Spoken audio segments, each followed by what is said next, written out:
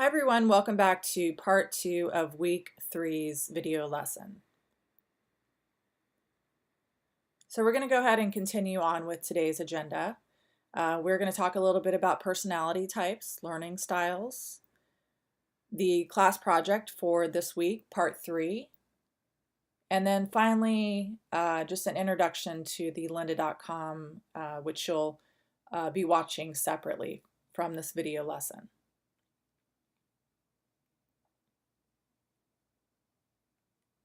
So as mentioned before, the relationships and dynamics within a team are sometimes more important than titles or the idea itself. So getting along with others and working in teams and understanding corporate culture and politics is very important.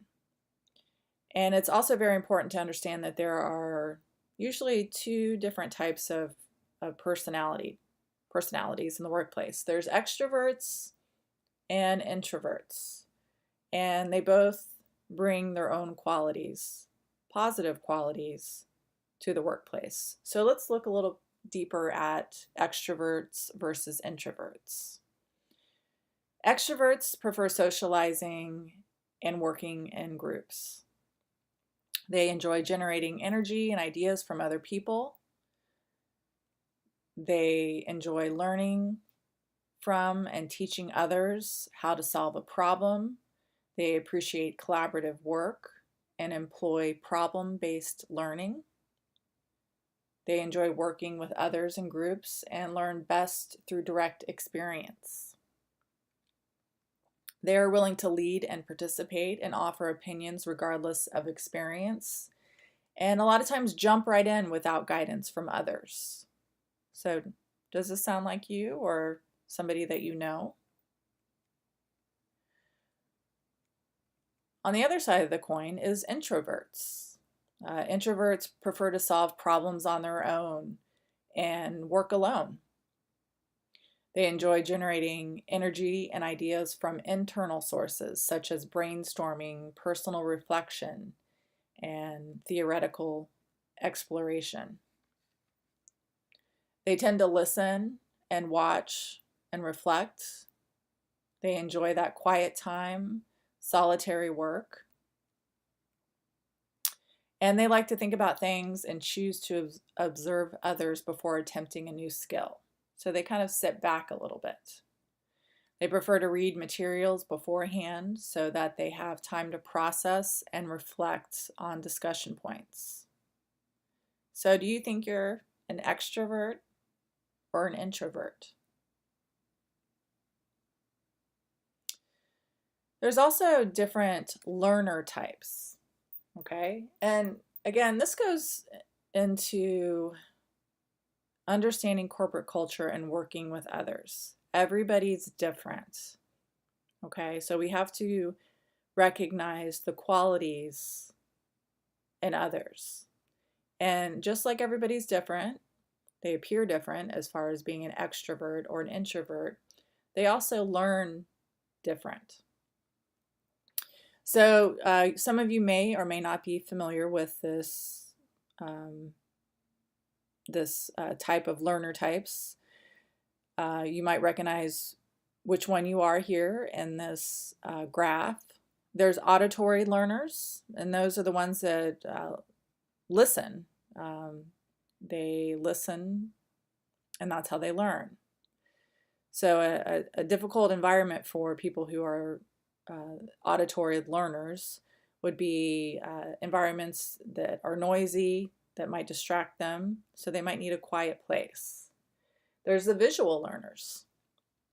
Those that like looking at graphics, so they need a visually impactful presentation in order to learn. It might be tough for a visual learner to only listen. Hands-on learners, those people that just like to get their hands dirty. You hear that sometime. They have trouble sitting still. Verbal learners, those are the ones who learn through reading, writing. dialogue, and they would have a tough time working independently. And then logical learners, those that ask a lot of questions, investigating and solving problems. They need to rationalize, reason why something is the way it is. And what would be difficult for them would be being asked to do something without knowing the context or having the ability to ask questions. So you may or may not have realized that you work with all these types of people, or have worked with these types of people, either through your educational journey or currently in the workplace.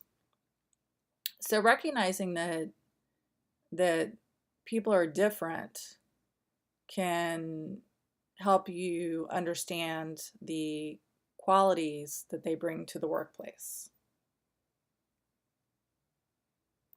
There's also different personality types. There's the more sociable, and then there's the more solitary. I think we've all been around the more social types. They enjoy learning in groups. They care about others' feelings and the people around them. They approach people with empathy. They recognize the difference in people and points of view, and are sensitive to facial expressions and gestures. And then there's the more solitary personality types that like to work alone. They are aware of their own strengths, moods, and motivations, but might not be aware of others, and are usually in a quiet place, like to be alone, and learn best through observing. Okay? And it's good to understand your personality type and the type of person you are, because that also might help you pick a career that fits your personality type. Sometimes it's hard to work in an environment or not be our true selves unless we feel like we're in the right environment. So introverted leaders are more effective than extroverted leaders when dealing with proactive employees. So think about that. So this is for you future managers out there, or for you extroverted employees who have introverted leaders. You might think that, why are they managing me? They don't understand me. Well, this is, maybe a different way of looking at things. Extroverted leaders are more effective when dealing with employees who tend to be passive. Introverted leaders are more likely to apply suggestions made by employees and are less likely to modify these suggestions and make them their own. Introverted leaders are more likely to let employees try out new strategies and spend more time listening to those whom they lead. While extroverted leaders tend to be better at inspiring otherwise uninspired employees, but are more likely to try to put their own mark on whatever work employees come up with.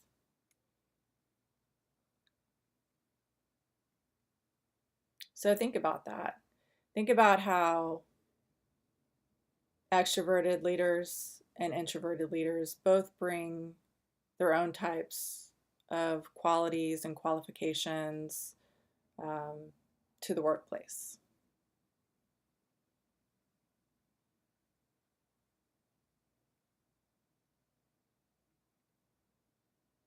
So we are focused on solving a need in the market, okay? So you've been researching your company all month. Started out big picture. What kind of company is this? Is it a corporation? Then we started looking at, who are the customers? What do the demographics look like? What is the company selling? And now we're going to start looking at, what is the need in the market? And employees usually understand a need in the market because they're so immersed within the company. They are speaking with the customers. They are seeing inefficiencies. They are paying attention to what needs to be done to make the company more competitive. And that's why it is essential for you to have this entrepreneurial attitude, because companies can be so large that they lose touch with the customer. And nobody knows the customer more than the employees that deal with them every day. So to stay competitive, it is important for those employees to speak up and talk about the needs in the market, the needs of the customers. So entrepreneurship within a large organization starts with an idea and ends with a commercial application. So an innovation must be new, better, cost-effective, and solving a screaming need in the market. And that's what the goal is of your proposal. The innovation process starts with expert knowledge. Okay, so that's what we're kind of doing here. We're going through this process where we are becoming experts in the company that we're researching. Okay, and we are also then gaining market analysis, competitive intelligence. So you guys have started to look at what's happening in the market. We know we know about our company, but what are the competitors doing? What's happening? What are some trends? Now we're going to start looking at what do we think the company needs, okay? And we'll get into that a little bit later in the slides here, as far as what that means for this week's assignment. But you're going to come up with what you think the customer needs based on what you're seeing consumers are saying, okay? But based on customer feedback. And then you need to get management's buy-in. And in order to get management's buy-in, you need to be able to diplomatically maneuver through the political nature of a company. So you need to understand personality types. You need to be respectful of the work that other people have done. And you need to also understand yourself, understand how you come across to others. That way you can adjust to get that management buy-in. So the 10 commandments of entrepreneurship. So build your team. So we are getting to the place where we are researching and we are getting ready to understand what we think we need to introduce to management as far as innovation team. So we need to build our team. So entrepreneuring is not a solo activity. We have our mentor now, right? We have our peers that we're talking to. We have our customers that we are talking to on a daily basis, getting their feedback. And you're talking to your manager and overall team, okay? Share credit widely. So don't go into the workplace expecting to be the all-star, okay? That comes, okay? That will come. Credit will come where credit is due. But if your goal for doing something is just to get credit or get promoted or get ahead, then your journey will be short. Ask for advice before you ask for resources.